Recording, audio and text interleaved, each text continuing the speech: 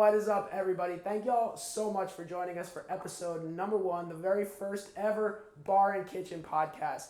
My name is Chris Norkus, and I'll be handling the beverage portion of this show. So in just a few minutes, I am going to start crafting a delicious cocktail, and then towards the end, when we're ready to have our incredible meal prepared by my man Dan, I've got an awesome bottle of wine that I am going to pop open and pair with this meal. But without further ado, my good friend, the very extremely talented co-host, Thanks, Dan, Chris. let's see what you got, brother. Appreciate it, Chris. Thanks, everybody, for being here again. First episode, like Chris was saying. Today, I'm going to show you how to make fresh tagliatelle from scratch and turn in the most epic seafood pastas. So with that being said, Chris, I'm thirsty. Let's get a drink going here. Yeah, awesome. So, episode 1, we decided we're going to come up with like an Italian-inspired episode for y'all. So, like Dan said, we've got fresh made pasta with a little summery seafood spicy vibe going on. So I said, like, I have to do something Italian. If you ever had a paper plane, right? That's a pretty popular cocktail these days.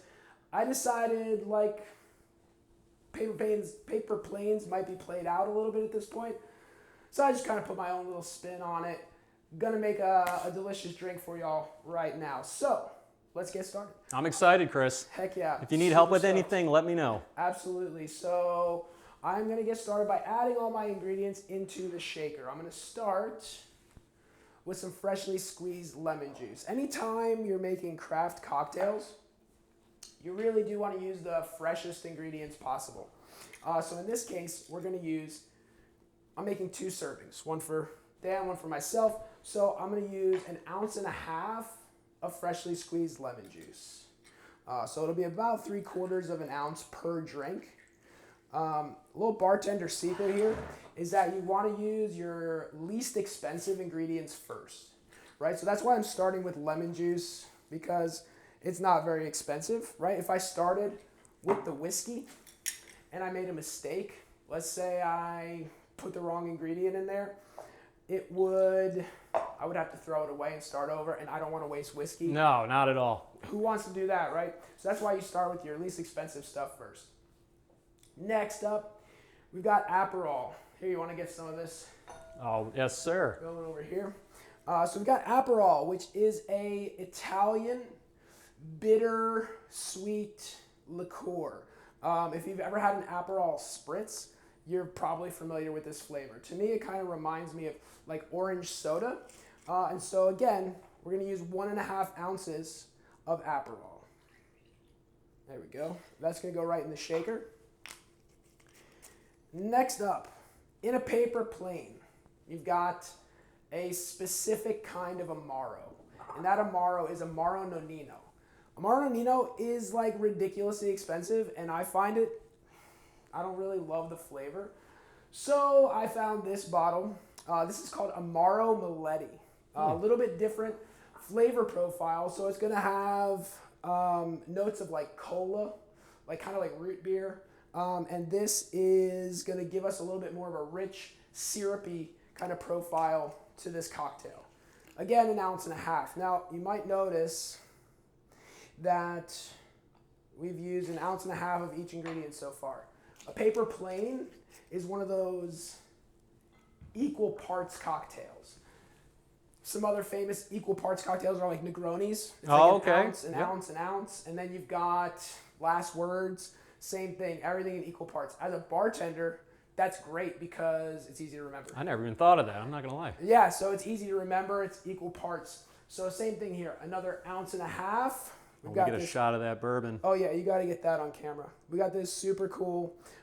It's my favorite spirit. Local bourbon, straight out of Austin. We're filming from Austin, in case we didn't mention that. Awesome. And this is an incredible spirit. So we're gonna do 1.5 ounces of bourbon as well. Try to give a little flair there. I don't know if it showed up.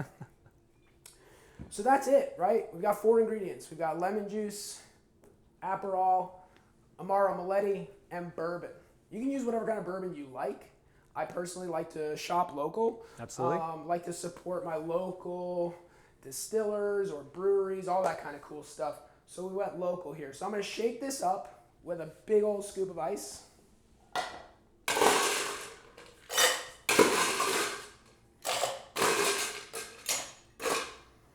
And bring this over here. Anytime you're shaking a cocktail with one of these Boston shakers, this is the 2-piece shaker, you want to have the small side on top, and you give it like a little press like that, so that way you kind of reinforce that seal. Give it a good shake.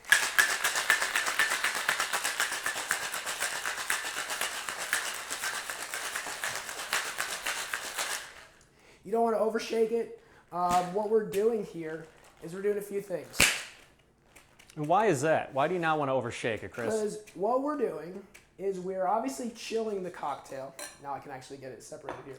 We're obviously chilling the cocktail so it's nice and ice cold, but we're also diluting it. As that ice begins to melt in there, you're getting a really nice, you're bringing the mixture all together in the way that you want it. So you're getting a little dilution. You don't want to get too much dilution.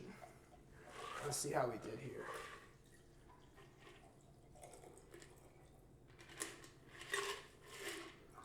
That was pretty darn close. I think I did all right there. That's some pretty good measurements right there. Thank you, sir. So now I'm going to hit it with ice, and hopefully, if I measured this correctly, there will be a little bit room left over for soda water. The reason that we did it like that is because I want to lower the ABV on this cocktail. And what I mean by that is that by lowering the ABV, what we're doing is making this like a sessionable cocktail. If you ever had like a session beer, it's a little bit lower ABV, so you're not going to get super smashed on this. Well, I learned something already, Chris. Absolutely. I never knew that. Here is our soda water. I just use the Soda Stream. This is a great solution for always having soda water and not running out. Would any other like flavor of soda water work? That's a pretty cool question. I haven't thought about that, but you're right. If you had like a lime or based, yes. or maybe for this with the color, maybe like a mandarin. Yeah, like those flavored Topo Topo Chicos, or the Waterloo is super popular too. Oh, you got a bar back right now. I do. Here, let me get my little bar back on camera here. Bella, hi buddy. We're in Austin. We have dogs everywhere. Grocery stores, anywhere you go. Exactly. And then I'm going to give this a little garnish just because it looks nice. A little lemon kind of wedge here for both of us. Here, get in close on here because your trick for getting a lemon wedge to sit on the rim of the glass is just to cut it like that. Little slice-a-roo. A little slice-a-roo. Looks good and looking good. All right, brother. All right. Let's have a drink. All right, let's do it. Tell me what you think. Oh, this looks great. A little stir. A little stir-a-roo, huh? We got bourbon, Aperol. You gotta give me a cheers. Sorry, cheers. There you go, brother. Cheers. Oh, I'm sorry, I was too excited. That was excellent. I needed that drink too, let me tell you. That is excellent. I'm really feeling it. I'm having a hard time not chugging the whole thing, but I know. I want to get this whole thing done before we start really drinking. Yeah, we're Pass gonna go this slow. It is a marathon, not a sprint. Exactly. All right, folks, how's it going again? It's Dan. I just want to let you know right now we're going to start with the pasta dough. It's going to take a while for it to rest, so I'd rather get that going. Traditionally, it needs to rest about, for this recipe, a couple of hours. But with TV magic, we're going to make it a lot quicker for you. So let's just get going, okay? Awesome. So the first thing, using a digital scale, we're doing an AP flour for this particular pasta dough. Chef, what does AP stand for? That's an all-purpose flour. Thank you so much for saying that, Chris. I've been working in restaurants for a long time, so sometimes I forget that people don't know that. Yeah. So we're going to start off with 228 grams. Some people wonder why not cups? Why not, why do grams? Well, the whole world uses grams, so why not just go straight to the point? Plus, it just makes everything a lot more exact and a lot more thorough than like a cup and a half, That's what I was gonna say. There's nothing more exact than exactly, weight. Chris. Yeah. So let me take a little bit out. A little bit doesn't really matter. too much for pasta dough, but just for the sake of it, we're gonna do that. So we're gonna put this here. Awesome. We're gonna make a little well. And while I'm doing this, Chris, Yeah. if you could help me out. Yes. What can I do for you, Chef? You're gonna separate some egg yolks. Okay. So we're gonna do one whole egg Okay. in here. Okay. And then in this bowl, we can separate the whites from the egg yolks. So I need 6 egg yolks in here, Chef. So yolks in there, whites in here. Absolutely. And don't throw away your whites. I mean, myself. if you're not big into baking or anything, I guess you can throw them away. They don't cost that much money. But you can make a nice meringue. There's a lot of things you can do with them. Also, cocktails. You can make a nice drink out of them. A sour, possibly. I'm not really too sure. Dude, great call. Yeah, egg white, whiskey sours. No, you're good. Whiskey sour. Egg white whiskey sours are probably one of my favorite drinks. I think this drink that I made, the takeoff, if I didn't tell you what the name of this cocktail was, I apologize. Like I said, episode 1, people, this is like... Trial and error. This is uncharted territory for us. But yes, the name of this cocktail is the takeoff because it's like a paper plane. It's taken off. Our show is going to take off. And, Hopefully. You know, if you have a few too many of these, who knows what you might take off. But yes, I've got my egg yolks working over here, Chef. All right. Yep. And then also we're going to have 1 tablespoon of milk. Cool. While you're doing that, I'm going to add that too here. Very nice. And then 1.5 teaspoons of extra virgin olive oil. Very nice. And some may say, you know, why do you want 1 whole egg if you have 6 egg yolks? Yeah, is well, it like protein or? So the egg white gives it a good texture. Okay. So there's many different types of variations of pasta dough. Some are just semolina flour and water. Some are 00 flour and water. And this is not good for if you're vegan. Yeah. But if you want, I can put another down in the link below. I can put down another recipe of just like a semolina flour and water mixture. Comes out just as nice. Cool. So that would be like a vegan, freshly made pasta? A vegan option, absolutely. And so also, well, considering we're making this with shellfish, that's why I left the eggs in. Yes. This is also extremely good recipe if you're making lasagna or if you're making, I would say like agnoloni, I'm sorry, like ravioli. You know, make ravioli, I tongue twist it all up. But anyway, you know, I'm gonna make a well here. I'm showing you the traditional way right now. So we're just gonna make a little well and then we're gonna work it in. So once everything's in there, perfect. So considering we already have it in a bowl, best practice is just whisk it already in here. That way you break up the egg yolks, you mix up the extra virgin olive oil in the milk.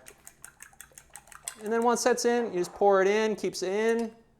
Nice. Look at that. That looks amazing. Okay. I'm going to make a quick mention that if anybody's go listening to the audio version of the podcast, we actually do a full video podcast of the Bar and Kitchen podcast as well, exclusively on YouTube. You can check us out. And I do recommend the video format, right? Because absolutely. You got to see this cool eggs in the well of flour. It's kind of hard to understand if it's over the air, so that's why we're trying to be as specific as possible. Definitely. But exactly, do check out our YouTube, TikTok, or whatever we're on, social media. So it takes a little longer. There's other tricks you could do. You could put in your flour first and then slowly incorporate this mixture of egg yolks and a whole egg and extra virgin olive oil with a dough handle into a KitchenAid. I've seen that before too. You can also, one of the quickest ways actually, which I would do in restaurants, is you just basically put the flour at the bottom, turn it on, and then slowly incorporate the wet mixture into a food processor. Super quick.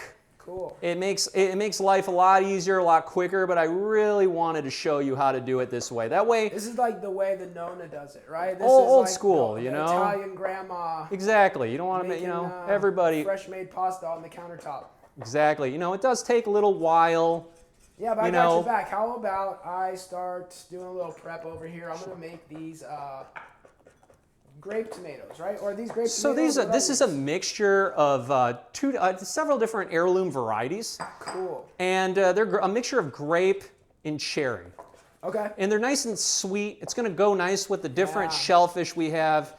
They're very subtle flavors, and the reason why I didn't want to do like a red sauce is I think of it more of a winter type of edition. Having the like red really sauce. heavy. Yeah, and having your Yeah. roasted tomatoes, but I know it's not in season, but that's perfect for your canned tomatoes. Okay. You know, that would be perfect for that. This will let we have little neck clams, Ooh. mussels, Yeah. and we have medium-sized shrimp. So I'll tell you right now about where the mussels come from. They come from Maine. Okay. And they are farmed, and some people think, oh, you know, farmed, not as good as wild. Not exactly correct. Not for mussels, right? Maybe Nah. for fish. But Sometimes, you know, because like your salmon, your farm-raised salmon is still really good. Okay. You know, and you know, it just depends on the seasonality Okay. of but the dish. mussels, you can probably. Oh, and the mussels. Let me tell you about the mussels. They're PEI mussels, so that's Prince Edward Island. Delicious. Up in Canada, and they're very sought after because of the sweetness of them, and plus it's very sustainable, which most chefs like to support because it's better for the environment, and we don't want to overfish our waters, or else we're not going to have those anymore. Yes, and we want to keep the mussels. Like Exactly. we can't run out of these delicious shellfishes. I love them too much. So right now, if you can look at here, Yeah. this Can we get the old camera. the handheld, because that dough came together super nice. So Look at right that. now it's kind of a mess. So a lot of people right now would be a little scared. So this is a bench scraper. You definitely want one of these, and you definitely want one of these guys too. So this is good for a bowl. It's got a rounded side here. It's got a flat side, but it's perfect too, especially considering you don't want to really mess someone's table up. Yeah. Yeah. So it looks like a giant pile of mess right now, but it's going to incorporate, I promise you. Cool. It already is. I mean, I can tell, like, just by looking at it, that like, okay, we've got a dough, or like we're almost there. And the different thing about it all depends on the humidity, the time of the year, where you're at, because sometimes you might need a little more flour. And on the side here, I already have a little more flour if I have to dust it. That's a good tip. That is a So very good especially tip. in Texas, it does it's different here too, because like Houston, very humid, right? Yeah. Austin, not so much. So this might be different if you're in Houston, and also depends on your house. So if you don't have the AC on, you're gonna have a little bit of a problem. No, we got the AC cranking today. Yeah, We're no, it good. feels great. We are It's good. really hot outside. It's like 100 degrees. Out of nowhere, and it's only June, and like, yeah, summer comes early in Texas. Just that's for sure. preheating. Look at that dough, man! You did it. This is like as legit fresh pasta as it gets right here. Let me move this out of the way too, so you can actually see. So this right here. So we're getting there. We're not there yet. So you want to knead this particular dough for, I would say, 15 minutes. Wow. Okay. And then if you think it's done, nope, got to go for another 10. Okay. That's a little pro how you tip. Get those guns? Is that what you're saying? Oh, I have no guns. I need to do some more of that. But if you look in Italy, they got some forearms, man. You got those grandmas with like professional wrestler forearms because they've been kneading this pasta dough for their whole lives. And a chef told me once, never mess with a baker. They have a mean grip. They got a good right hook. Yeah, exactly. So you try to get off as much of this dough off your hands as possible. Okay. Scrape it to the middle. It's going to pick it all up. And plus, if you have children, this is a really good thing to have them help you out with. Yeah, this is like playing with like Play-Doh, right? I think this is where Play-Doh came from originally. Exactly. I know you have a good point. Yeah. I know in Italy that they do give a little bit of flour and water mixture, like whatever kind of dough, and just they give it to the kids to play with. Yeah. So there is a lot of stories about that. But what you're doing too is it's a little different. So you have to press out. Actually, let's get a shot of that. Let's get a close up. I agree.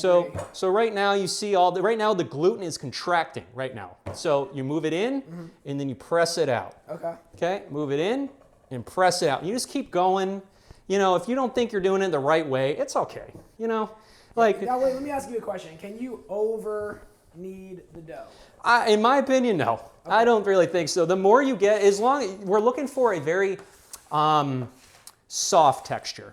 It needs to be really soft, kind of velvety. It sounds kind of weird, but I remember I was listening to a chef I really look up to. He went to Italy, and he was talking about when he was training there or working with this grandma. He would wake up early in the morning and go downstairs and work with his grandma downstairs and learn how to make pasta dough. And he said that she would touch the back of her earlobe and then touch the dough to see if that is the right texture. I'm doing it. Wait, hold on. Let's see. I got my earlobe. It's not there yet, but that way you can tell. You see these little bumps? Oh, yeah, we're getting there. We're getting there, but not yet. Yeah. So considering it's not hot in here, this is working out marvelously. Like if you're doing this outside, it might be a little different. Tough, yeah. So you just keep going, and you know what? While I'm doing this, give me a job. Let's do a clip a little bit of this flat Italian parsley. About how much do you need, Chef? We'll do about a tablespoon worth. Okay. Maybe a little bit more. I got some shears right here if it's easier for you, sir. I'm going to use restaurant terms. How much do you need all day, Chef? All day, about a little more than a tablespoon. Because if we add it to our pasta, we don't want to taste it. It's going to taste like grass if we add too much to it. I've done that before. If I make like a soup, I love making fresh-made soups. You add too much parsley, and you're right, it does. It tastes like your backyard lawn or something. It's going to overpower it. My wife complains I do too much. That's probably perfect. Good? Okay, cool. My wife complains I put too much herbs and things. Yes. So I had to hold back, and she was right. So remember, that's what wives are for, right? Exactly. To reel us in, so we're not overdoing it with the herbs. So, all right, this is almost there. I'm going to try to get the rest of this excess dough off my hands. How's my knife skills, Chef?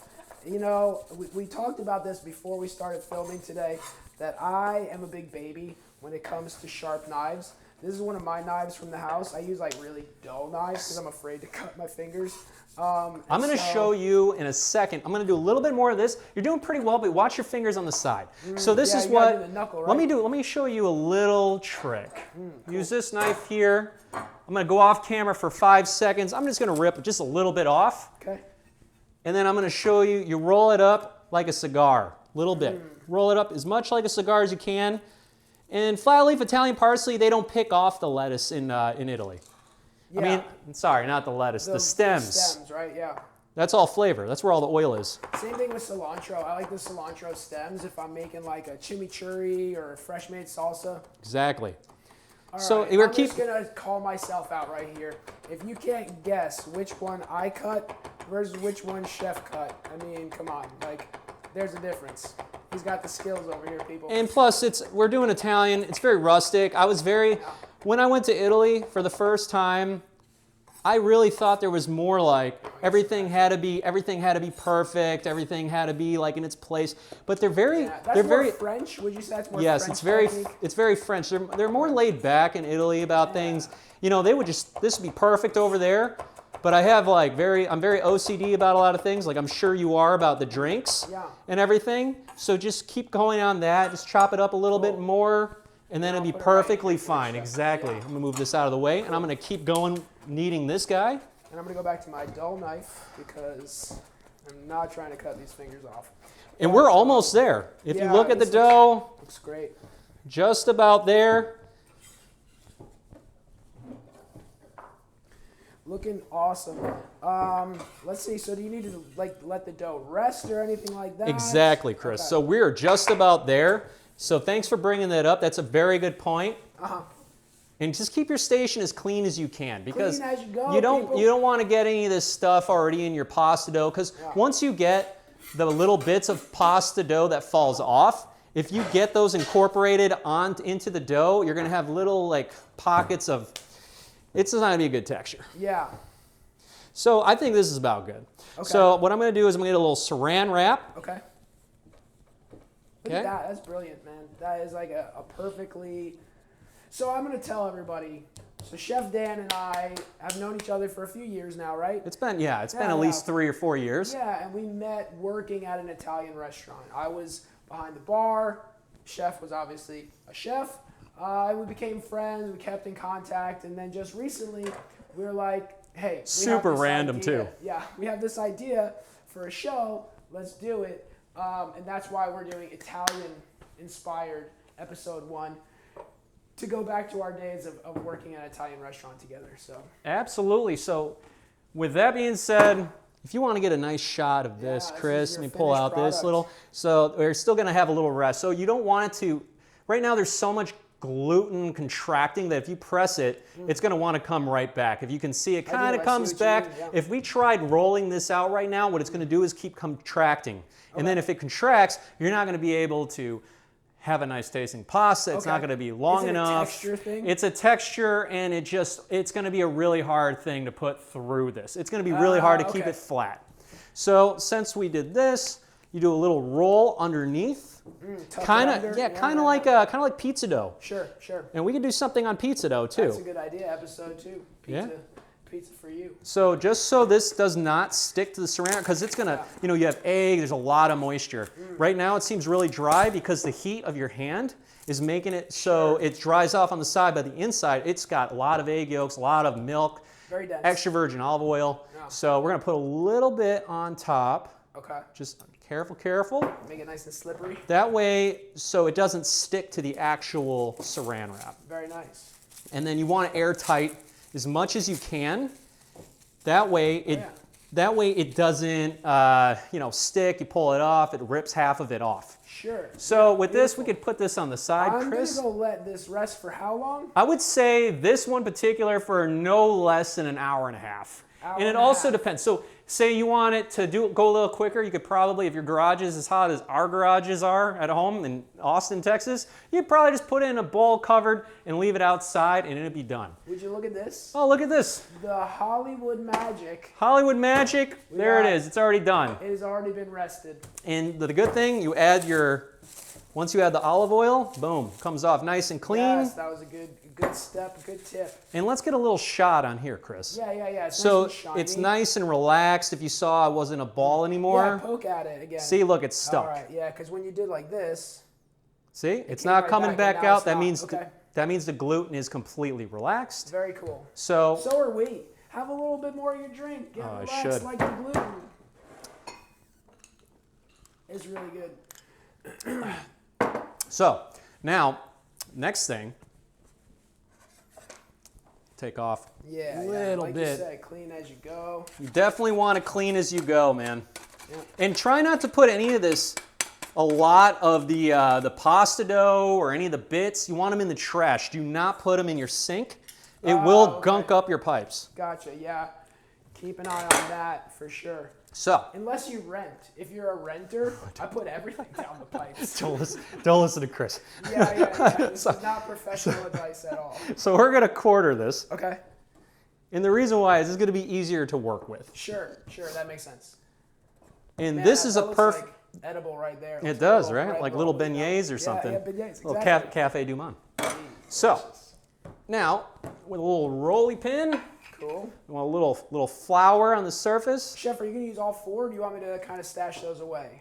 You know what? You gonna do I'm just gonna have them sheeted out just so you guys can all see it, brilliant. right? Brilliant. So, little flour on the side, AP flour, like we're saying, all-purpose flour. Look at this. This is like, do that again for us. Let's Oh. see that flour. Like, that's what I'm talking about right there. That is how you make a delicious meal. And some things are, you're so used to it that you don't even know that people think it's cool or not. I'm not gonna lie. Right? Yeah, you're the professional here, so he understands that we're learning. I'm learning. We're all learning here. Yeah. I'm not a professional at everything. Some people, they think, but you don't want to. So just a little bit. You just want to get through the pasta roller. Okay. So this is about good. It's about 1/4 of an inch, probably 1/8 of an inch thick. Okay. Okay. That was super easy. And is that because it rested? It's because it rested. So Exactly. now if you had tried to roll out that first one, Oh, it's going to be dense. It won't move. Kind of gummy. It won't Yeah, move. okay. It will stick. See, that's- It will do this. Like literally, it'll just it won't even fall off of it. See, I'm like a learn by seeing, learn by doing. So now that I understand it, you've done it, I'm like, okay, now it makes sense. And some people wonder, it's got these little things here. Why are you doing this way? Because sometimes how much moisture is in here, you got to make sure you're flip-flopping it around. You want flour on here because you do not want it to get you don't want it to get wet because we are going to put it through the pasta roller. Very cool. So once you get it to the point, You said like 1/8 of an inch? about 1/8 of an inch, about the tang of your blade of your knife. Cool. That's And the back I end. do know that one. Yeah, the tang is the back end. So let's measure with the tang of this knife here, right here. Yeah, just about. Yeah. Yep. We're like right there. That's awesome. So we're gonna keep going, just a little bit more. Very nice. Very, very nice. Is there anything else I can do to get Actually, us yeah, prepped you know up, what? Chef? Let's do this here. I'm gonna pass you this here scale and Okay. just go ahead and just weigh out in ounces. Just to see, ounces or grams, whichever, just see how much one of these like quarter weigh. Yeah, that's a good question. So like we'll put that to ounces.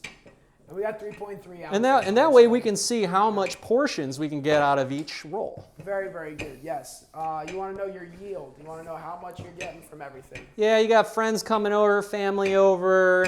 You know, so you tell someone you're making fresh pasta, people love it. It's a game changer. Yeah, you're going this on is a date, our- you want a cheap date. Yeah, People love this it. is our like Christmas Eve tradition with my family. And why is that, Chris? So there's like so we're Italian, and there's like at least it's Italian American. I don't know if they do it in Italy, but it's like a tradition on Christmas Eve. It's the Feast of the Seven Fishes, and every year we say, okay, we're gonna do the Feast of the Seven Fishes. That's so cool. And we can never figure out like 7 different kinds of fish. So we've since been like, okay, let's just ditch that idea altogether. And we came up with this idea to just make freshly made pasta. I think last Christmas we made like a tagliatelle like this, and did a fresh bolognese. And it was just like, come on, like that's what Bolognese, Christmas is, right? that's one I want to Yeah. make for like around wintertime. We're gonna do some bolognese. Chef, I'm gonna kick up the heat on the pasta water. Let's do it. If that sounds good. 'Cause- Absolutely, hit that on, get that going. It's a larger pot. It's going to take a little longer for it to go to a rolling boil. Yeah. And then we can figure out. So you want your pasta water to be salty like the sea. Okay, did we salt it yet? We did not salt it because right. we're going to show you just by kind of give or take how much it is. And plus, Cool. obviously, when it's not super hot, you can also taste the water. Just do not taste it when it's boiling, and then you're going to burn your throat. It's going to be the whole You kind thing. of want it to taste like the sea. Exactly, like the sea, Okay. but you don't want it too salty. And never throw away your pasta water. Use it as an incorporation. It'll also Yeah. thicken your your actual sauce because of the starch content, and also Yeah, good that's for seasoning because of all the salt already inside of it. I never knew that. That's So awesome. we already have this on. Make sure when you're stacking them, you put flour in Yeah, between. Let's get the stacks here. Let's get the stacks. So that's good right there. Beautiful, beautiful. Now we're going to set up the pasta roller right now. Cool. Take a little quick break, and then we're going to get set up with our pasta. All right, so now we are attaching the pasta roller. It got a little bracket there that will attach it to the table so it stays nice and stable on the table. And that is going to be how we get the shape of the pasta, right? Exactly. And this is a really, I'm pretty sure it's Imperia. It's a very good brand. And Okay. if you go on eBay, you can find, I saw them today. I looked them up for like 40 bucks. This is like $150 brand new when I got it. That's a really good tip. When you're buying kind of like equipment like this, it's not a bad idea to buy it used because it's still going to retain its quality, right? Exactly. And you save a few bucks. Same thing, we're going to do something with knives. Because you don't need to buy the most expensive knives in the world. Okay. This knife, I love it. It was a gift from one of my really good friends. Yeah. And this was probably like $100, and it looks amazing. It keeps yeah. its edge very nice. It's very durable and looks really cool. Heck yeah. So right now we have it basically all set up. Awesome. We're gonna add a little flour To the machine. to the machine. Beautiful. And that'll help everything slide kind of through. Exactly. Cool. So I'm gonna have it here, ready to go. And just be careful, this part's a little janky. It's a Yeah. great machine, but they do fall off. I wish there was a locking mechanism, Sure. patent pending. Yeah, we got to build our own, yeah. So right about there, perfect. All right, so this little guide is perfect. So we're gonna do a couple times. And like, let me ask a question. You start wide, right? And then you bring it smaller and smaller. You and start, smaller. yeah. You start out at the highest level, the widest level. Okay. And you want to do it about 2 or 3 times. Two or Okay. 3 times, and make sure you keep adding your. Let me get that in there. There you go. Keep adding your flour. So I can already feel it's getting kind of wet. So that means So that it means needs a more little flour. bit more flour. Keep that nice on both ends. Beautiful. And there's a lot of things you can do with pasta. You know, it doesn't have to just be like tagliatelle or fettuccine or whatever. And you can raviolis. Yeah. There's lots of different things. Oh, fresh lasagna. I'm from Michigan. We love lasagna up there. Love it. I don't think I've ever had lasagna with a fresh pasta. So sometimes if you get it thin enough, you can just put it in raw. And at first time I saw that, I was like, nah, that's going to come out terribly. But it actually came out perfect. And it cooks in the oven. Yeah. Exactly. The reason why it comes out so nice is because the starch makes it so it stays consistent. You know, sometimes you've had lasagna and the lasagna kind of like the noodles fall off of the sauce and it's kind of makes soggy. That's because they washed their noodles. Interesting. Yep. So we're gonna keep going, and then we're gonna. I'm just doing it this way, and then I'm gonna fold them and I'm gonna do them again. It's kind of a little bit of a process, but it works out. You have to do it this way. Cool. So we're gonna keep it going. I'm gonna go a little quicker. Yeah. Get it going. Looks amazing. I am excited for this. So we're gonna do that. Chef, do you have a favorite pasta dish of all time aside from the one we're making today? I would actually say mine's probably bolognese. Bolognese. I really like bolognese. So good. I mean, I don't really know. Tell you the truth, right when I said that, I don't know. Seafood pasta, when I was in Italy, I went every single place. I was in Milan, I asked for seafood pasta. Okay. Cinque Terre, which is small fishing village. Yeah. Have you seen the movie Luca from Disney? Mm-hmm. There's a whole bunch of these little fishing villages you take a little train to, and they kind of did a combination of all of them, and that was my wife and I's favorite. Like, I had seafood pasta. That's also where pesto is from, by the way. Little trick. It's from Cinque Terre? Cinque Terre, that region, is from, it's pesto and trophy pasta. Okay, is that southern? No, it's more in the northern area. It's more middle. Cool. Okay, so now I'm gonna do a little fold. And then this is exactly, sorry about that, folks. This is gonna be, it helps with the texture once you fold it. Okay. And then it makes it more durable. So you folded it on itself. Yep. And now you're running it back through. Exactly. Very cool. Now have you changed the level of the thickness? Not yet. Okay. So we're gonna keep that on nice, tight. Yes. Okay, and just we're gonna do a little bit more. So, okay. It's a lot easier if you have an automatic machine. Sure. But this works out just as well because sometimes it does get a little janky. Sometimes it does move around like it kind of is right now. Yep. But it's fine. Yeah, I've seen the ones that come on the end of the KitchenAid mixer. Those are pretty cool. Exactly. So we're gonna do this one. And for the sake of time, I'm only gonna do 2 of these because there's only 2 of us. Exactly. We can do this another time. Exactly. So this one here. Cool. And I can move those off. And we're gonna do this one too. And get these out of here? Yeah. I'll put these on a little plate on the side there. Because we could put them in the fridge. Okay, I'll put it right in the fridge, yeah. Oh, sorry. We have to cover them.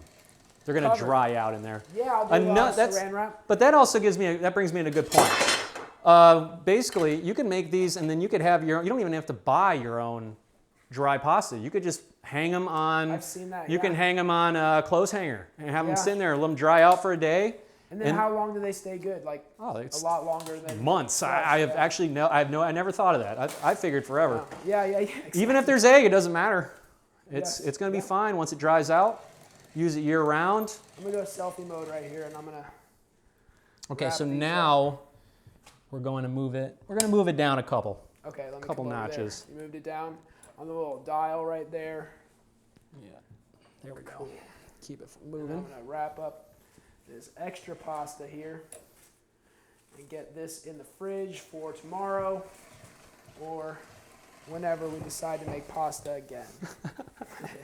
I'll roll them out after we're shooting. Which should be every day. I'm cool with every day. I'm telling you, a lot of Italians don't take, this is from what I heard, is a lot of them eat pasta almost every day for lunch. It's not, it's, some people think it's going to make you fat. It really, I really don't think it will. Like, especially with a freshly made pasta. As long as you're active, you have really good quality flour. Good quality eggs, and you can tell by the egg yolks like how fresh they are because they turn a nice orange. Yeah, it's really beautiful. Fresh eggs. It's just kind of crazy that like cooking is basically transforming ingredients, and that this beautiful pasta dough was just eggs and flour. Exactly. It's kind of crazy. It's amazing what you can do, and it's very cheap. I mean, it was not expensive. Right. That's the big thing too. Is you're saving on this, and it not tastes better. Yeah. Exactly. Not including the wine. Everything I bought today, $15. That's incredible. That's everything. That's incredible. And a lot of the stuff, you know, if you bought the flour today, that's going to last you for months. That's not like just going to be used today and then $2, yeah, exactly. You get a kilo. Yeah. All right, so we're almost there, almost to the right thickness. Cool, yeah, it looks great. And there's nothing wrong with using dry pasta dough either. Some people think it's better than the other. Actually, some Italians think dry pasta is the better way to go because it makes it to where it's al dente. Yeah. Fresh pasta is hard to make it al dente. And but the fresh pasta cooks way less time. Like a minute, 2 minutes. Yeah, right? it's wild. super quick. You do want to take a little one out, taste it, and go, because you know it's always different. There's not really a specific amount of time. Okay. So we're gonna go down one more. Okay. We're gonna go You done with the rolling pin, chef? Yes, sir. Cool. Thank you so much. Yeah, absolutely. I'm your sous chef on this program. I'll be handling the cleanup, the herb prep, and the tomato cutting. I've been a sous chef for a long time, so I love it. Awesome. I like being a sous chef, though. There's nothing wrong with that. Very, very cool. So here we go. So when you see, you kind of want to put it up to the. Yeah. Maybe you can see. You can see my hand here. This is what you want. You want to see your. You want to see your fingers. Yep. So you put it down. A little flour. A little flippity-do. Flour. Beautiful. And you want it to dry out. Okay. So a little flour again. And this is like super fun. I mean, this is one of my favorite things to do in a restaurant. You don't have to think. You're just looking, especially if you have a window. Most of the places we've worked, there's a window when the person that's working the pasta, and you're just staring outside. Kids love it. They're staring, watching what you're doing, especially people watching and making pasta. Making tortellonis. There's a lot worse things in the world. There's nothing bad about pasta, man. I love it. Unless you're diabetic, that's a whole different story. Or it's a whole different story. All right, so we're just about there. So we're gonna add a little more flour. Looks awesome. And I'm gonna get rid of this here pasta roller. The machine, yeah, here I can start working on that for you, chef. Okay. Let's see. Oh, actually, you know what? I need it again. I'm so sorry, folks. We gotta cut it. Oh, yeah. What am I thinking? First episode. So sorry. Let's get it going here. Let's see. Super cool. And so you can also just kind of cut it rustic style with a knife, too, you can right? totally cut it with a knife, Yeah. and you can make all sorts of different types of pasta that way also. Yeah. But let me tell you, if you already have the cutter, yeah, use it why if not? you got it, right? I'll get a little close up when you're ready. Oh my God. Let's see. Here we go. Very nice. There we go. All right. Beautiful. So you move it up to this. So there's two different ones on this yeah. guy. Actually, if you want to get the camera, I'll show you. Yeah. So right here, this will be fettuccine. Okay. And if you roll it, you can get spaghetti. And this, you can roll them out and it'd be spaghetti. It'd be like the same exact texture. Cool. And then this is the tagliatelle. So that's what we're making today. I just think fettuccine is a little too thin for this. I like a little more texture. Chef, is this where you need a sous chef right here, right? To catch the cut pasta on the way out? Yes. I think this is my big moment. This is my big break right here. If you didn't have this little guy, you would definitely need that for Yes. sure. Cool. So you know what we're gonna do? We're gonna do a little board. cutting here Very because nice. I want to get that pasta dough cut down just a little bit. Cool. All right. So All right. moment of truth. Check it out. Fresh made tagliatelle. I got you. Oh And just my gosh. I gotta get the camera in there. Oh yeah, get that in there. There we go. Let me give you this a little. Look at this. This is legit pasta. Are you kidding me? This is so cool. So we're gonna cut all that, and then you're going to take this, and we're gonna set it on the side. Kind of string them out. Yeah. And don't rush it. Take your time. You just spent all this time making it, waiting. And it wasn't even that much time. That's the surprising part to me, is that you can really spend a half hour and make this delicious freshly made pasta in less than a half hour. Like, we're doing this in real time, and we're there. We've got tagliatelle. We are good to go, peeps. And sometimes if it gets a little, so one thing that some people have a problem with, actually I'm going to slow it down, Okay. put it down on a second, yeah. and let's get the camera right here so I can show them what I'm talking about. So sometimes when you're rolling it out, or if you're rolling, if you're going to cut it, sometimes the pasta dough likes to go to the side right here, and then it starts folding over itself, and you're like, oh no, yeah. So you just want to hold it gently on one side, and then kind of hold it and like hold back a little lightly, and it stays right in the middle. Perfect. Perfect every time. Look at that. And now, once we have this, I'm going to get rid of this guy, and we're going to cut it. And I'm going to show you how a good way to actually cut the pasta so it's all like exactly the same without having a like a ruler. Like a ruler or something, Yeah, exactly. yeah. So we're going to put it out this way. Like so. Go long ways. Nice. Okay. And then let me get this scissors. So for anybody here. that's listening and not watching on YouTube, we've got, what do you say that is? Almost 3 foot long. Yeah, about, I would say, Probably about a little, yeah, 3 foot. Yeah, that's about a yard worth of tagliatelle, fresh made. And Dan's giving it a nice little snip in half. So now we've got these nice, like, cut them in half, yeah. make them a little more manageable. Yep. I like that you go with the shears. That's pretty fun. Yep, and then we're going to keep the same. Go a little quicker now because I want to get the other stuff going. Cool, yeah, I'll get a little close up here because we got pasta. A minute ago, we had eggs and flour, and now we got pasta. And the thing is, too, like, it doesn't have to be perfect. No, you don't have any Michelin star people coming in here. Italian cuisine is it kind of lends itself to that rustic. Exactly. You know, it doesn't have to be the most perfect knife cuts. Just do the best you can, yeah, you know. It's about the flavors. It's about the togetherness too. You know, nobody's gonna know. And plus, another good way of doing it: use this. This is the perfect length. So you go right off to it. Oh, okay. So I got some right here. Beautiful. And then we're going to do a little trim here.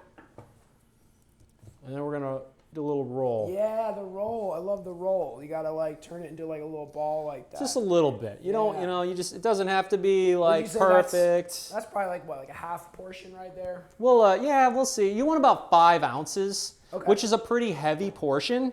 And when I weighed that other one, it was like 3.5. Exactly. Right, so, okay. So about, yeah, there's about 2 portions right here. It's perfect for us. So this one here, maybe the camera. Yeah, I got you. And then this. Get in here with the close up. And then we'll portion it once we know the weight. Okay, cool. Because we're going to want about 5 ounces. Okay. So these are just the little bits. You can save them if you want. You can put them in like maybe a pot, like you can cook them off, the little bits, and then put them in like a soup, like a chicken noodle soup or something. The little ones that aren't. Yeah, the little bits, like you can use them. It's fine. If not, throw them away. They cost like nothing. Sure. So it's really not that big of a deal. Sure. So we're gonna cut off those little nibbits, cut down the middle here, put them in the middle here, and just a little bit more. Yeah, you got like one more snip. And then what's our next step? Now we got to start building a pasta dish, right? So now we've got the pasta. Tell us a little bit about what's going into the rest of the dish. So the next thing we're going to do is we're going to have, we have some little neck clams that come from Maine, PEI mussels, which is the Prince Edward Island mussels that come from Canada. And I also have the 4160 medium size. That's what medium is around 4160. And 4160 is about that amount of shrimp. The count is per pound. Per pound. So for every pound, you're getting between 41 and 60 shrimp. Exactly. So the smaller number, the bigger shrimp. If you got a, what do you call it? 4160. So if you got a 1020, then you got some huge shrimps. Yeah, you probably got some mantis shrimp or something. Yes. Yeah, those things don't get stung by those things. Those are crazy. Exactly. They have a lot of them in Florida, also in Louisiana. Nice. All right, so awesome. We're gonna go ahead, cut that little bit, and whatever, that's fine. This is gonna be delicious. So let's measure it out, just so we can see what kind of portions we have. Yeah, let me get the scale. We'll get the scale over here, because accuracy you know, you want to have a good understanding of what you're cooking with, right? Yep, exactly. So this is about 5. Okay, we're getting there. Getting there. So actually, I think for you, like if you with the amount of shellfish, that we have and shrimp and everything else, I actually for this is going to be perfect for just us. Yeah, Because absolutely. this will double in size. It's going to be big. You're going to have all these. We have about 6 mussels, about 6 or 7 little neck clams. You know, it's going to be a lot of food. So, Beautiful. especially if you're hungry like we are right now, you're like, I could probably eat a little bit more. Nah, save it. We're going to put all these in there. But this is basically, I'm just going to get a picture of what it kind of looks like. For sure. That's Let me put it back to 6, what it 7 was. ounces. So Yeah, 4 ounces, I actually think would be perfect for this. 4 each, yeah. Let me just put a little, that way you can kind of get a visual. So that's about 5 ounces. So that's perfect. About like this. A little 2 handfuls. Exactly. Cool. So we're gonna do all this, Awesome. and then make sure you add flour and you mix them up. Otherwise, they're gonna gunk. Really? They're gonna gunk together. I never knew. So now a your little flour flour. on the table. And then move them tossing with your the hands. pasta. And they're starting to get a little twisty. So yeah, it is looking beautiful over here. And rustic. You want it like this. You know, it doesn't have to. You don't want it to be perfect or. Yeah. You know, like it came out of a machine, even though it kind of did come out of a hand crank. But Yeah. But it's more rustic too. I'm more into the rustic things. When I was younger, I really liked molecular things and all that, which are great. They're great, but Sure. I feel like as you get older, you don't want to spend too much time. You want to spend more time with the people you love than just being in the restaurant all day. I'm with that. Yeah. So we're gonna put this on the side, and it's gonna dry out, which is fine. And that's what we're looking for. So we're gonna keep it over here on the side, and we'll grab it. Cool. So we're gonna clean up and wash my hands, and Yeah, I'm gonna start prepping the vegetables. Yeah, let's take a quick break, and then we will move on to the veggies. All right, so now we're getting the sauce prepared. Would you call it a sauce? Yeah, absolutely. Yeah, we're gonna start cooking down some veggies, and we've got some nice seafood to go in there. And I'm gonna start prepping some garlic for you, Chef. Take a little video of that while you're slicing it. Yeah, for sure. And do a little. Cut off the old tips there. And put the side of the knife, a little smash. smash, and that's perfect.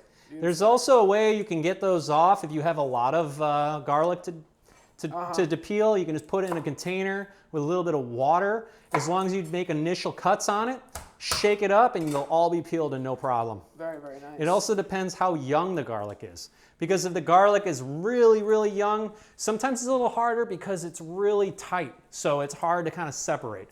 That's one thing I've noticed. I've run into that before. Exactly. I've noticed that sometimes that's why people they get the little paste, which is fine. There's nothing wrong with that.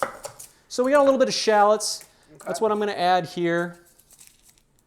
Very nice. And what's the difference between a shallot and a red onion? Well, this is kind of an in-between of a subtle red onion, red onions are usually spicier. And the reason, one way to get rid of that very astringent flavor is putting in ice water. Interesting. I've never tried that before. Yeah, you want to put in a little bit of ice water. Designated onion chopper in our household. Chelsea will not chop onions. She gets all tears in the face, and so... Well, I got a trick for that. Oh, okay. Do you leave your onions outside, or do you keep them in the fridge? Onions stay on the counter. Should they go in the fridge? So there is, a lot of people think you can do either, but if you keep the onion in the refrigerator, it will keep the acidity down. It's not going to keep going to where it's going to burn your eyes. It releases a gas. So if you leave it in the refrigerator, you can keep them outside, no problem. As long as you put them in the refrigerator for like 30 minutes before you start prepping it. Okay. That should really help. That's a really good tip right there, because onions will release the gases. Some people, and so it's good to have a way of chopping onions without having to come get me all the time, Chelsea, if you're listening. So we're gonna cut these. Let's get some close-ups of the old onion chopping, and garlic, because I think you got some knife skills here for us. So you cut them in half, and then you just want to slice them a little thin. They don't have to be like, when you're watching Goodfellas, and then, Paulie's over there cutting them real thin and too much onion in the sauce. With the razor blade. Yeah, with the razor blade. Yeah, you can do all that, but you don't need to. Yeah, you know? yeah, exactly. I think this is perfect actually right here. Because you don't want to, the onions, the garlic can overpower the sauce. Because if it was a more rustic sauce, beef, veal, anything of that nature, that's going to have more, it's going to be a lot stronger flavor. It stands up to other flavors. The onion, yeah, exactly. So you want a little less onion. Okay. Or garlic. So here's the shallots. Oh, let's get some shallots. Same thing. We're just gonna thinly slice them. Make sure you have a towel or something underneath your cutting board so you don't cut yourself, please. Yeah, always remember that. So it doesn't slide around. That's like restaurants 101. I'll show you here. We've got a little something under the cutting board so that it doesn't slide around. A wet paper towel or a wet towel will keep your cutting board in place. So I would say it was probably about, for the garlic, it was about a tablespoon worth. Okay. And for the shallots, we're going to do about 1/4 cup. Okay. So that's probably 3 to 1, shallots to garlic. Yeah, that's perfect right there. Okay, cool. And then also being in Texas, the Scoville units on peppers can be really high. And then that Scoville units is just a measurement of spice, like a ghost pepper or like millions, habaneros. Yeah. So these are very similar to a jalapeno. What kind of chili is that? So this is a Fresno. Okay. A Fresno chili. So let's get a couple slices. Here you go. Taste that. See what your spice level. And plus the seeds have a lot of spice in them also. That's got a great flavor. And I think the flavor is the garlic that was on the knife. So now it tastes like a nice garlicky chili pepper. Not too spicy. Not too spicy at all. Got a great flavor. Yeah, so we're actually going to take some of them off. We're going to leave some seeds on and some seeds off. All right, show us how that trick went So again. you quarter the actual Fresno or jalapeno or pretty much any chili you have. And then right here, this membrane is super, super spicy. Okay. And these seeds are also very spicy. Also, if you get, this is random, but I just thought of this.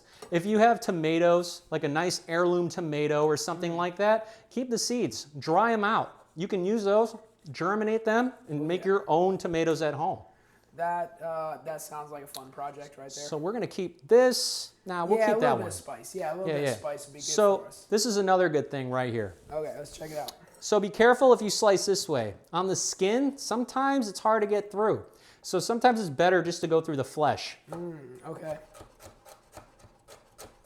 So you put them nice and even.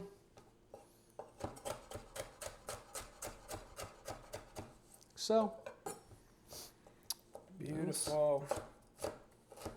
So that's the spicy one right there with all those seeds. And it's a very subtle spice, so it's not too bad. If it's not spicy enough for you, you could always make, we were talking about making like a fermented hot sauce or something like that. You could always do a little bop bop in their sauce. Delicious. And right now, I'm a big baby when it comes to spice, man. Like even a habanero is just way too much for me. I can't handle it.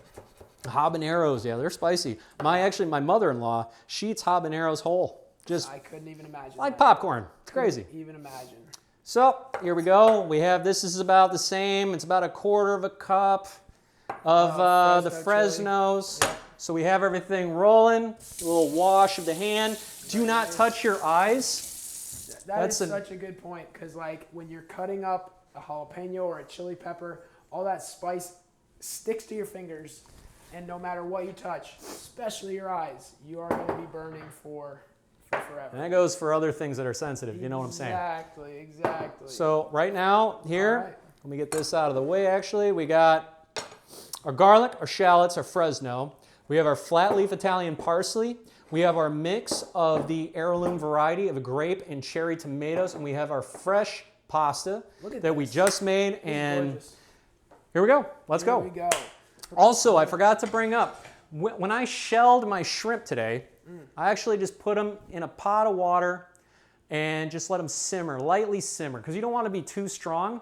But that way you can also keep your shells, the exoskeleton of the shrimp, because you can make a shrimp bisque. Don't throw them away. Put them in a bag and keep accumulating them in the freezer. And it's a good way to get some flavor bombs. So that's what I have here. You can't even really tell. It's got a light hue, maybe in the light. Yeah, there we go. You can see a little bit. You get a little hue. Kind of looks like some burnt wine. Absolutely beautiful. So here we go.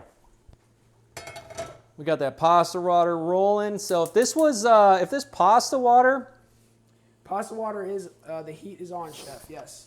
If the pasta, so if say this was a dry pasta, you would want to get the pasta already in because it's going to take about 10 minutes or so. Yes. And some people put extra virgin olive oil in so they don't connect and stick. I've heard different opinions on that. I've Yeah. heard it's not the best thing to do, actually. It's kind of a preference. It really, I've tried them both and it works out good either way. Okay. Save your olive oil.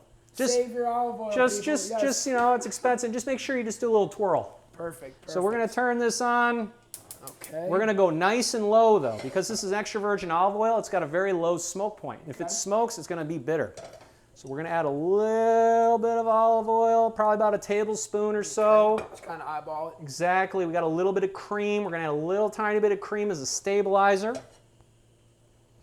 Get that going a little bit more. I think we have a guest over here, and she smells all this delicious food that we're cooking. She's looking for little scraps. But trust me, Bella, you do not want the Fresno chilies. You do not want those. So right, bring your what cutting happens board next? over if you Yes. feel comfortable. If not, put them in little containers. So we're going to go ahead and put them all in. Beautiful. And if you want, never use the blade of the knife, use the tang. Don't mess up your knife and get it all scraping the wood or whatever else is on Unless there. you're like me, you like a dull knife because you're a big baby and you're afraid you're going to cut the tip of your finger off. Oh man, I've cut the tip of my finger off a couple times. It's okay. That's It grows like a rite back of as long. passage, right? That's a rite of passage for a chef. Pretty much. So we got it going. Let's Nice talk red. about utensils here, chef. So you went with the wooden spoon. I love wooden spoons. The chef I worked with when I lived in Florida, he's been to Italy a bunch of times, really loves Italy in general. And he taught me a lot about Italian cuisine. And he always told me you want to use a wooden spoon.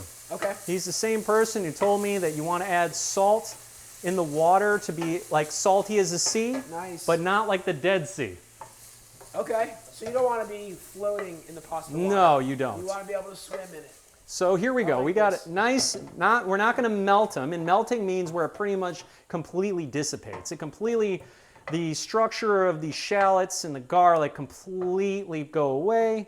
You can, a lot of people do it with leeks. If you feel like you need a little bit more oil, add a little bit more oil. It's okay. Awesome. Add a little bit. We're going to add a little bit of salt. And I'm going to add a little bit of pepper, black pepper. About 4 turns, 3-4 turns. That way it starts toasting the actual pepper, releasing the aroma, the terpenes inside of it. It is smelling so good in here. I don't know of many smells that I like more than just garlic and onions and olive oil. I am a huge fan. I use garlic in everything. If I'm making a marinade for You my, got a nice sizzle. if I'm making a marinade for my pot, for even a sandwich, I do a little microplane of the garlic, Yes. just a tiny bit. So this is melding in nicely right here. Beautiful. So now we're going to add a little bit of the salt. Sorry to interrupt, but we're on about medium-low heat. Medium-low heat. We can go right down here. So we're right yeah. here. See that flame? We go right about here. We're good. So we started here. We're going here. So now we're going to do a little bit here. A little bit of salt. What kind of salt are we using, We're using kosher salt. In the United States, we use a lot of kosher salt. In Europe, I've noticed they use a lot of sea salt, fine sea salt. Okay. And that's a big difference with recipes. Fine sea salt is way saltier because of how fine it is and how coarse kosher salt is. Okay. Big difference. Yes. They also don't like as much salt as the United States. We have a very high sodium diet. Oh, yes. So when I was there, actually when I was in Italy, in the northern area, they don't really like spice very much. I didn't know that. Okay. So I had to buy a bottle of hot sauce to put on everything. Nice. Yeah, you told me about After that story. moving down from Michigan down to Florida, there's a lot of people from the islands of Puerto Rico, Dominican Republic, Haitian, all those areas, and they all have spice. Yes. And spice was really big for preservation, and that's why a lot of the cultures are so used to such a high level of spice. Okay. So maybe it's because I'm part Italian that I can't handle the spice. Well, you're probably from the North Italian. I'm blaming it on the heritage. You get a little drink. Yes. Mine's long gone. Like Well, you've been cooking, I've been drinking. Nothing wrong with that. It's a good trade-off. If you could, I would love hand me that the white wine, please. Yes. So we've got a Sauvignon Blanc that we're going to use as our cooking wine, right? Yep. Nothing too special. I mean, although it does say it has won 400 awards. Oh, wow. That's kind of a big deal. But Sounds yeah, pretty... I just went through the aisle and picked literally the most inexpensive white wine that I could find. And this is what we came up with. I think it'll be delicious. Okay, let's get a picture of the shellfish. Yeah, looks gorgeous. So these are pink. These are pink shrimp. So they are very small. That's why I didn't cut them down. And then that's the reason. So they are white. They're a white pink shrimp. I'm sorry. I know I said white earlier, but they're like an in-between. Okay. So these are the little neck clams. And then if you look through there, there's some, you got to make sure that the beards are gone. I already pre-washed these, cool. But this one's open, throw it away. Okay. Don't even eat it. They have to be nice and tight. Make sure there's no beards. They're little, kind of like this, but all down the sides. Because if they're open, that means they're dead. And Exactly. If they're dead, you can't eat them. You don't want to eat them. All right. So, all right, we're going to bring them over here. First thing we're going to add is the shellfish. Very nice. Kick the heat up to about medium high. We're going to get them going. Okay.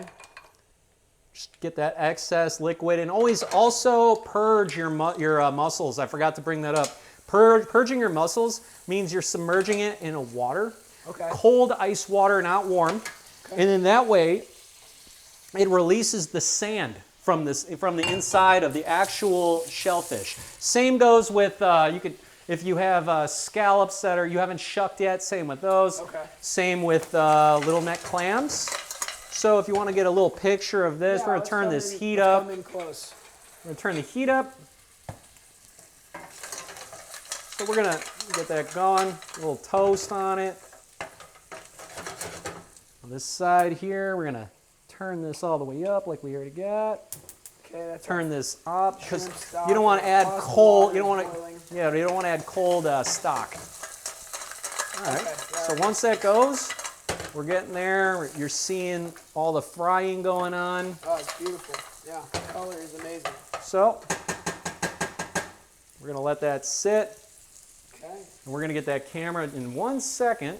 Yeah. Now we're gonna cut this lemon, I'm sorry. I got you on the lemon. All right, perfect. Just right in half. Right in half. I've got a little lemon squeeze. Oh yeah, if you could. Yeah. There was another thing. If you could, just squeeze a little bit in here. We can go from there. How much are you looking for all day? Just squeeze that whole thing. That's good right there. Cool. All right, we're in. So Awesome. they're already starting to open up a little bit. Lemon juice, right? Okay. Now we're gonna add our wine. Let's get the wine in there. Oh, that's a good sound right there. That is. So don't be scared with the wine. You want maybe about a quarter cup.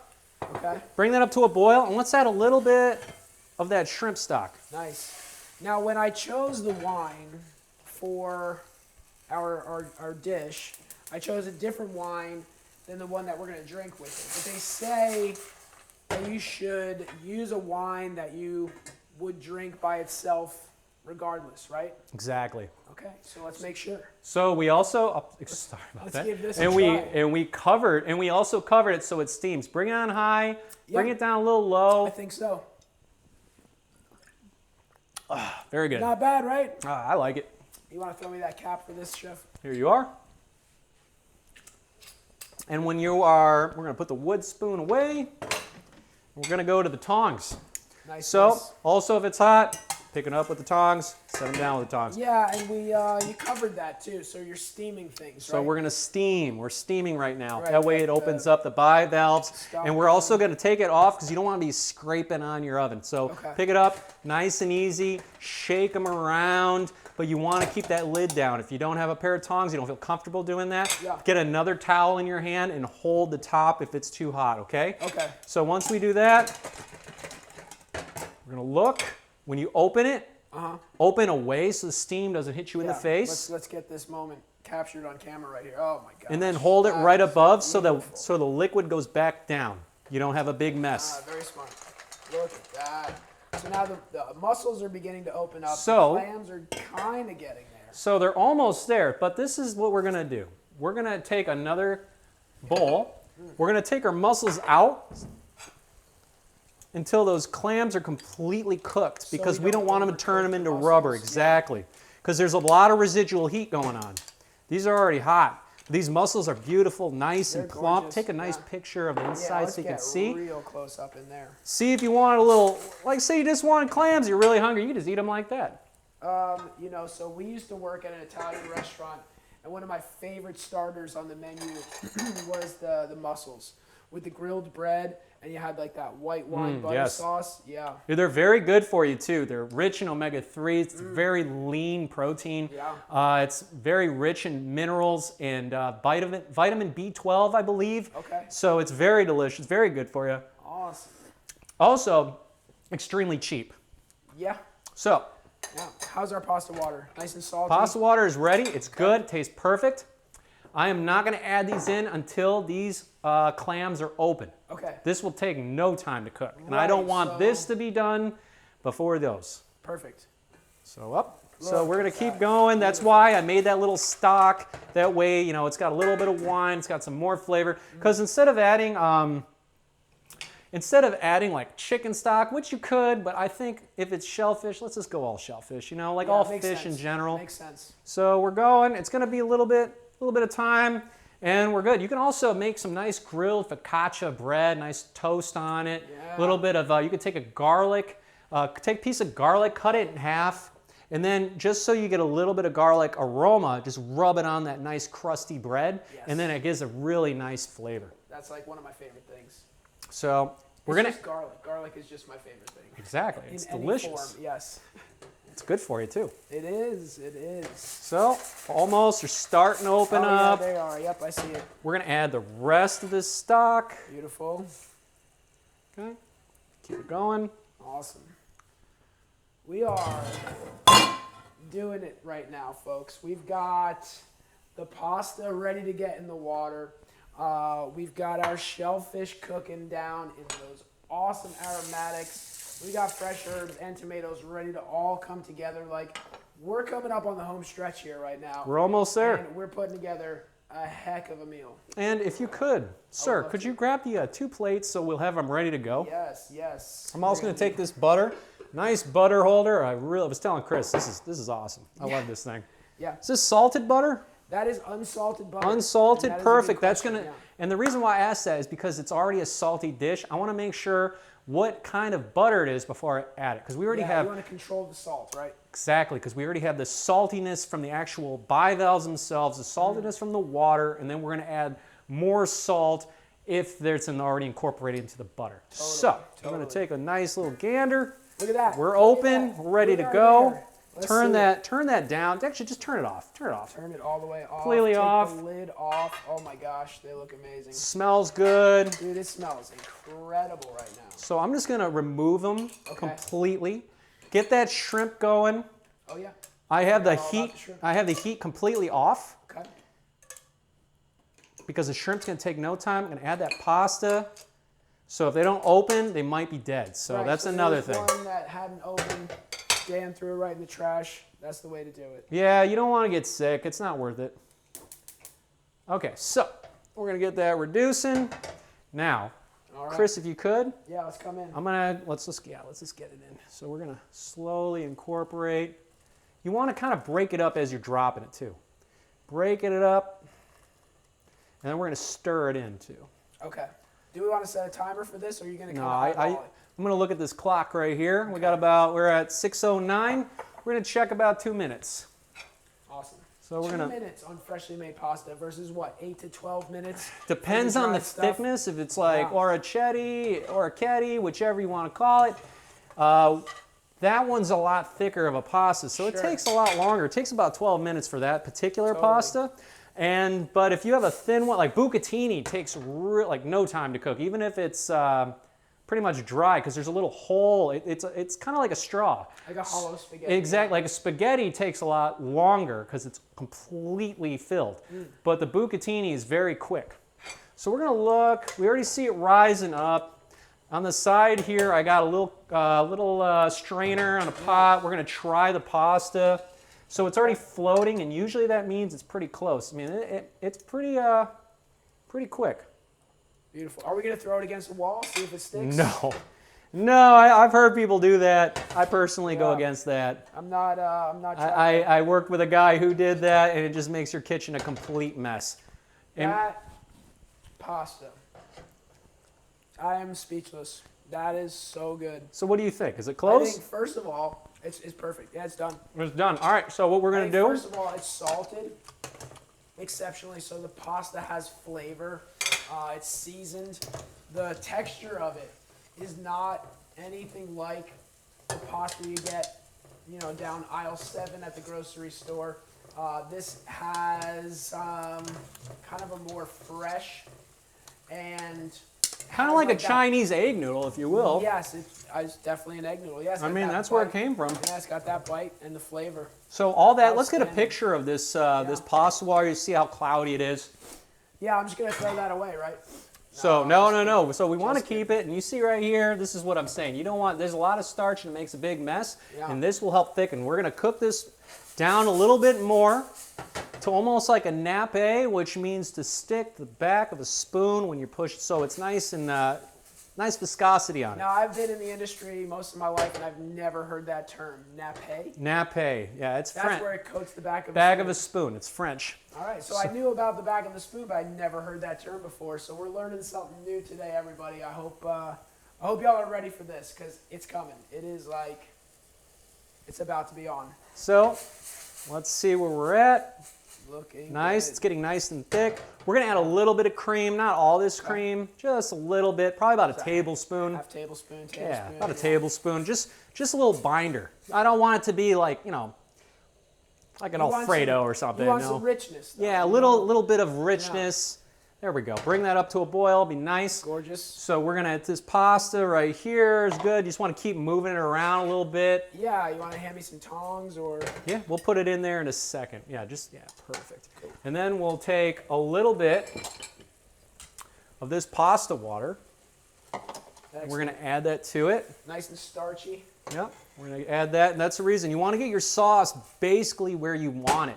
If you add everything into it right now, it's gonna be all soupy and falling off the pasta, and then the shrimp's going to be overcooked, and you just really want to get your base sauce ready. You can always add more pasta water as you go. Okay, and now when are we putting the shrimp in there? The shrimp we're going to add at the same time as the tomatoes. Okay.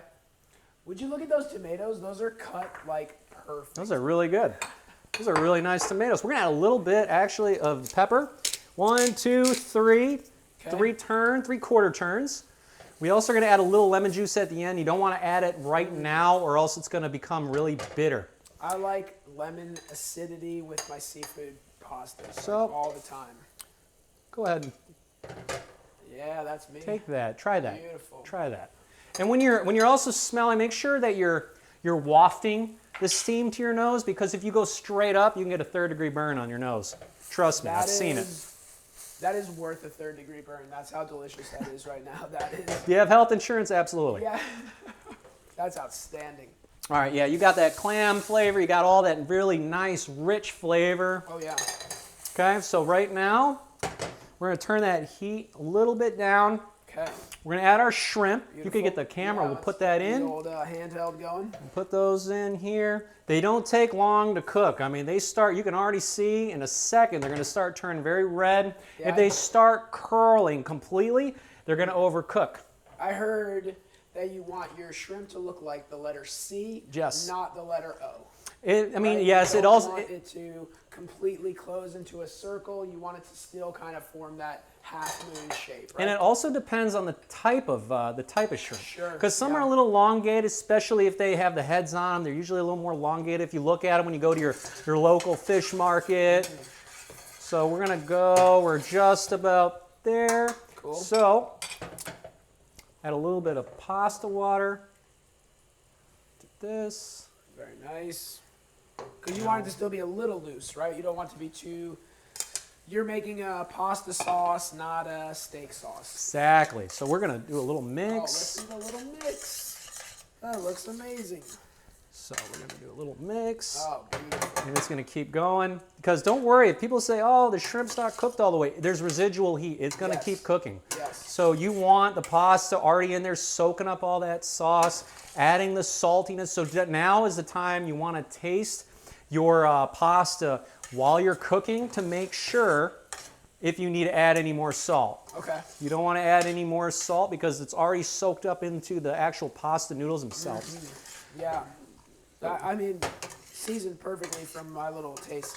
That's the big thing too, is taste as you go. That's something I've learned from working in the industry, is that you always taste as you go. We're gonna add a little more pasta water because you want it. It's gonna start thickening up as you go. So you know, a little more is better than not enough. Okay. So here we go. Almost completely done. We're just waiting for that shrimp to cook. We took the pasta out. So right when it started floating, Chris and I discovered, take it out. Yep. That will be perfect. Awesome. And this is actually, right here, 5 ounces with everything else. So this is about 5 ounces right here. We're gonna put this on that camera. Try not to get all that steam, but like we'll put it to the side so they can kind of see. That's a lot of pasta, right? It doubled in volume, it seems like. This is 2 portions right there. Oh, so about 2.5, you could do that. You go to a restaurant, they're gonna load you up. You ever go to a restaurant, they give you this giant mound of pasta, you're like, man, I just came here for vacation. I have no refrigerator. What am I gonna do with all this? So. It's like a challenge. Can you Exactly. eat the whole bowl of pasta? There we go. And now we're gonna add our tomatoes. Very nice. Little tomatoes in there. What kind of tomatoes are those? Perfectly cut. Perfectly cut heirloom tomato varieties. And this right here, the tomatoes are gonna start breaking down a little bit, but they're gonna still stay intact, and that's what I want. I want the freshness. I don't want them to turn into like a complete like sauce. A sauce. Right. If you do that route, what you could do at the beginning, put half the tomatoes in, and then that will start turning into kind of like a blistered tomato sauce, and then the freshness afterwards. But just because it's so hot, we got a nice bottle of white wine. Like, I want it like this. And this is how I basically had it in Italy. I didn't see any red sauce going on. Maybe it was a type of time of year. I don't know. Yeah, or the region, right? So the regionality, is that a word, regionality? Regionality, I'm going to go with it. We're going to roll with this. So the regionality of Italy is, you know, what you get in the north of Italy is going to be a whole lot different than what you get in the boot, right? In the heel of the boot. That or Sicily. Exactly. You're going to get tons of different cuisine styles, wine styles, which we'll get to in just a sec. A bit more. See, that's why you keep it going, and you want everything. You add, if it's hot, you add hot to hot. Good to know. That's a good tip. Hot to hot. Hot to hot, cold to cold, because it's just going to lower it down. So we're almost there. So we're going to add our the rest cooked of our shellfish, right? cooked shellfish. The shellfish, took it out, then cooked everything else, and now we're adding the shellfish back in. Exactly. And like, I can feel, like, I can hear my stomach starting to rumble. Like, I can just, oh boy. I'm gonna add a little bit more pepper. We got that finishing, yeah. But when you add the pepper, try not to get it into the individual shellfish. So a little on the sides. Sure. That way it doesn't collect all into one and you bite it and you're like, oh God, no, this is crazy. So, all right, we're about there. Beautiful. I'm gonna turn this heat off. It's gonna keep sucking up all that juice. Okay. And if it gets too dry, we got more pasta water right here. We're gonna add about a tablespoon of lemon juice. Okay. That my friend Chris Nork has put in there.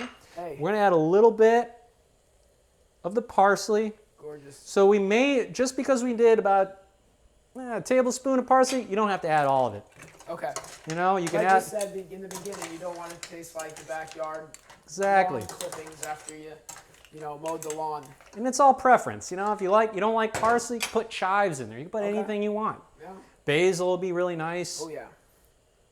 So stew, same thing. And then right at the last second, we're gonna add the butter. But while this is sitting and incorporating, I'm gonna add a little bit of zest of a lemon. Beautiful. And there's many different ways to zest it. Some people claim you need to do this down. I don't do it that way. I hold it this way, and then all of it collects. So if you do this, you hold it here, it collects right here. And you don't want to get too dark. You don't want it to get too white, I mean. If you go down to the pith, it's going to be really bitter. That's the bitter part. This is what you want. Get a nice microplane, spend the extra 20 bucks or whatever they are now, and it'll last you forever. I mean, I've had my microplane for like, I don't know, like 10 years. This is good technique. I've never seen it done this way, and I've been doing it the other way So forever. see, that's good right there. Beautiful. And you're good. You don't have to put on another container, get anything else dirty. You're already ready. That's a really a really good thing there is when you're building those depth of flavor. You got the lemon juice and the zest, and then yeah, you really taste that depth there. When you get both the acidity from the juice and that bright lemon. The oils, flavor. exactly. You get those oil extracts, which also perfumes. Oh yeah. Oh, the So whole house smells amazing. Yeah, right so right when you get there, and plus say you like, it's not spicy enough for you, you can always add chili flakes. And then that's a good point. you can learn as you go, Learn to add a little bit more pasta water. What would you say, how much pasta water have you added in total? I would say probably about a cool, I'd say about a pint. More. Yeah, about a pint. Yeah, About a pint. It's been quite a bit, So which is good to know. we're going to add, Hey, don't be shy on that butter. oh no, you don't want too much. This is That's probably, what you say. yeah, this is probably good right here. What's that, like a tablespoon? About a tablespoon. That looks You want to add more? No, that's perfect. We can add more. Perfect. It's all preference. So you got your extra virgin olive oil, and just be careful. Take your time. Go slow. Don't make a big mess. Unless you have like a glass top stove where you can just do it in one of these, it's a big mess. So just take your time. Let the butter completely incorporate, and make sure to turn the heat off when you add the butter. Otherwise, it will split. Butter is an emulsification. Okay. Butter is an emulsified way to to fat. Okay. So right there, pasta's not falling apart, looks good Man, still. Outstanding. Just making sure that butter is completely incorporated. If you like to get maybe a fork, take a little taster, see what you think. Because once that's done, wait, see if it's a little too dry. And let me get the camera while you're doing this. Show the difference here. My Let's go. fork and spoon technique here. So he's actually Italian, so he does it this way. I actually just go in there like a Neanderthal, and I just eat it and slop it all over. I don't care.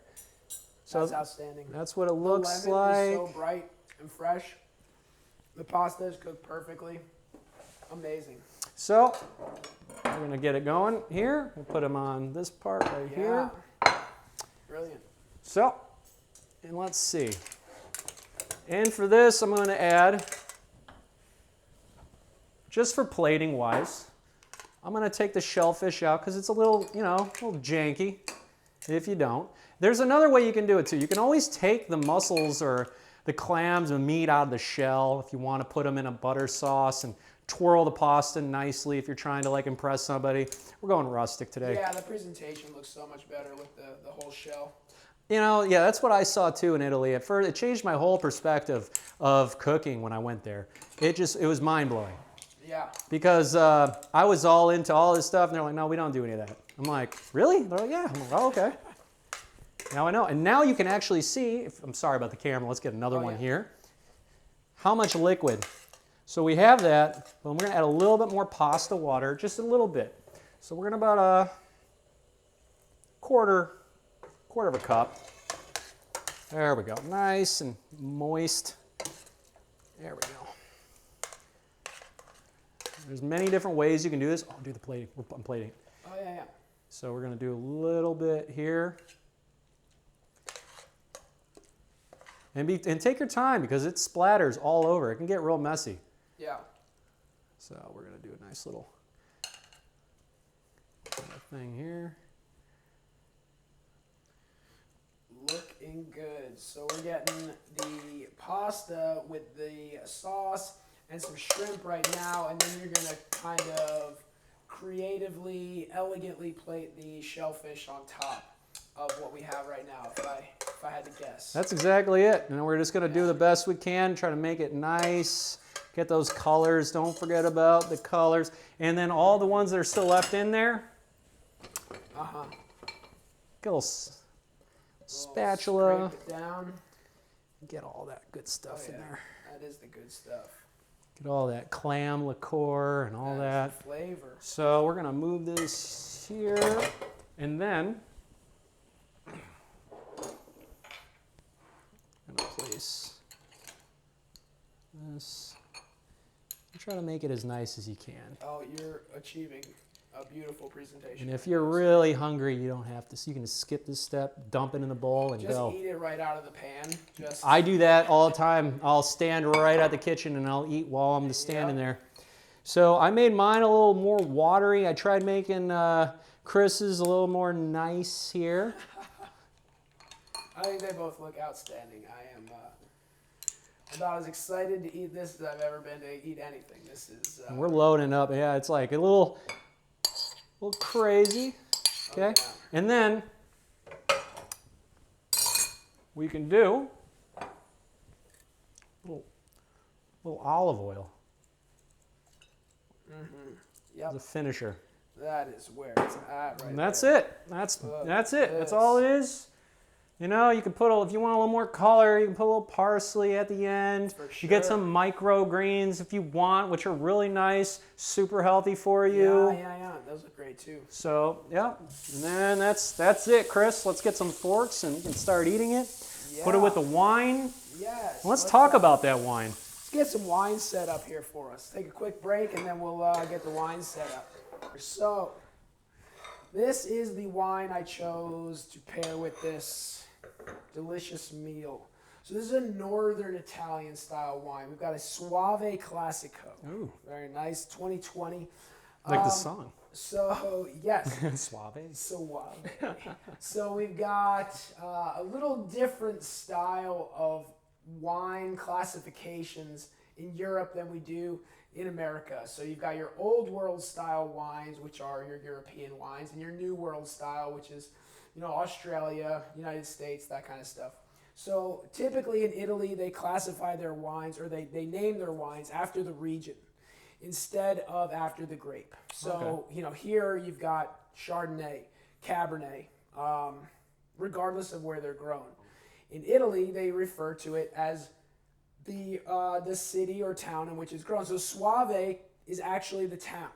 Okay. It's in the Veneto region. Veneto. It's about an hour outside of Venice. Okay. And So it's on the west side. Yeah, oh, so east side. Sorry, east side. Closer to the Alps, I think. Yeah, so, you know, you've got, if you had this same exact wine that was produced in the United States, they would call this a Garganega.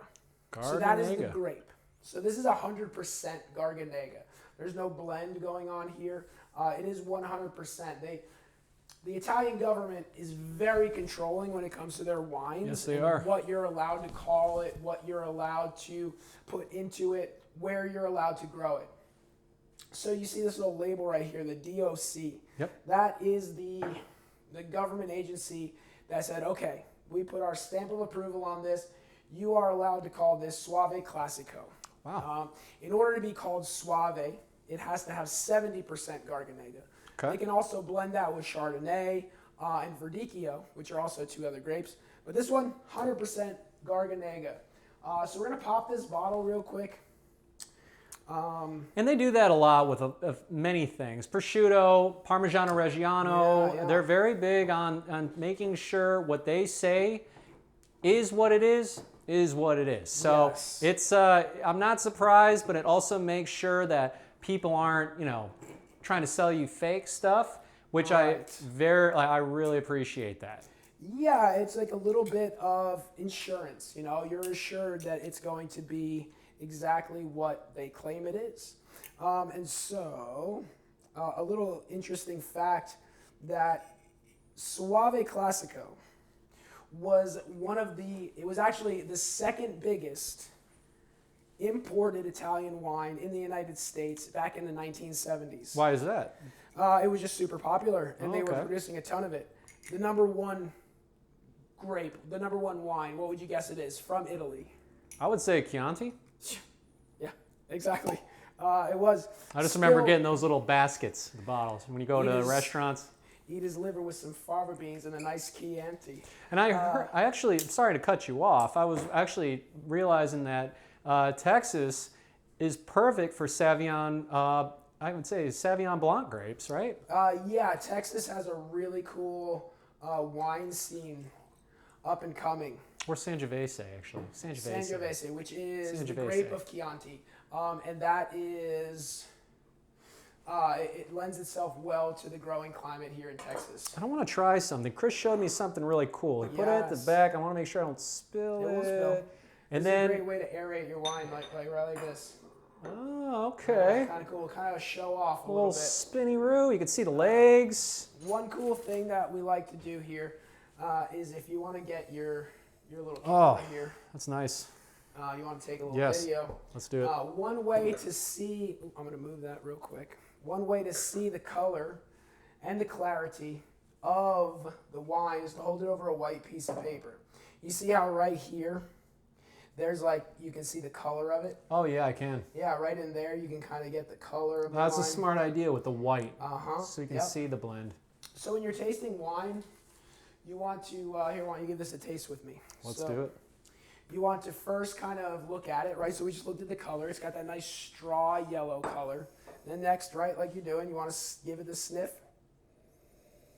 And you want to kind of identify Pear. some of those fresh fruit flavors. Pear. Apricot. Absolutely. You get some apricot. You got obviously some bright citrusy notes like lemon, lime, and maybe a little melon. Yeah, I do Some smell. stone minerality, right? That's going to be more on the flavor palette. So Like that's gonna stone be- is like a stone fruit. Stone fruit would be the apricot, but actually like a stone. If you kind of imagine, kind of like close your eyes and imagine like a wet stone. What would that Oh, kinda- wow. Yeah, that's where you get the minerality from. Oh, wow, I never heard of that. So now we'll give it a taste.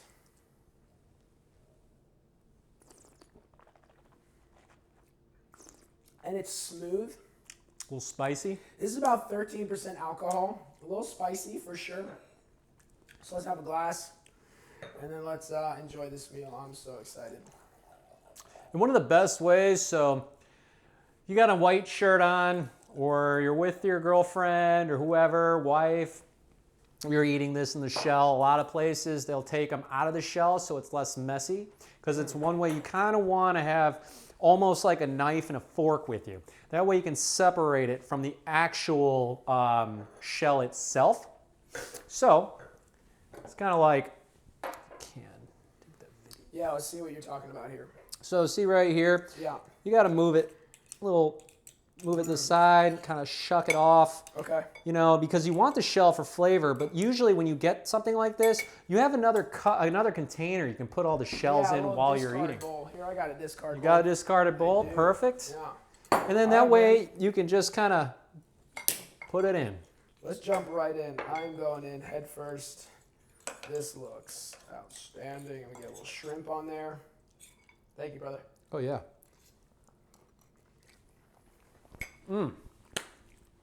Very good. For me, Oh, man. it could go maybe a little bit more heat, Sure. but this would be perfect for maybe like a little hot sauce that you have already, little bits on there, maybe a little more finishing salt. You know, for me, I don't know about Yeah. you, Chris. I'll take some. He's got some of this Malden salt right here. So we're gonna a little bit on. That way, you know, you want that. It's a lot coarser of a salt, first scrape. So it's got like little pyramids and it has like more of a textural flavor, a little subtle Yeah, it's salt that crunchy flavor. salt.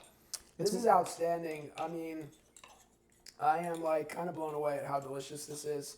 And we made this in real time. This was, you know, from start to finish. We didn't take any breaks. We just did it. Little napkin for you, sir. Thank you very much. It's a little messy, you know, but that's pasta. Oh, worth it. Take your time when you're eating it.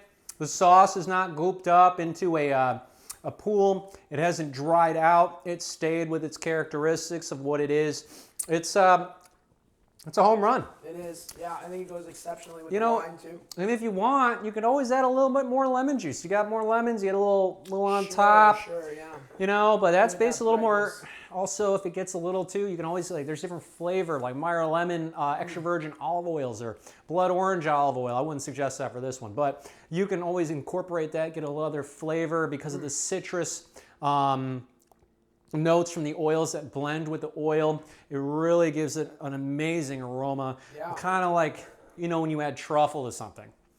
So, like I'm saying, this is amazing. It's already, the tomatoes already broken down. Yeah, the tomatoes aren't as firm as like a fresh tomato. They cook down a little bit. And I'll show you. I think this was absolutely amazing. Yeah, I mean, that's all I got. Yeah, man. This was great. I hope if you're listening or watching, you had a good time. Cheers to you, sir. Cheers. We did it. This is the first episode, first of many. And thank y'all so much for watching. Thank you so much.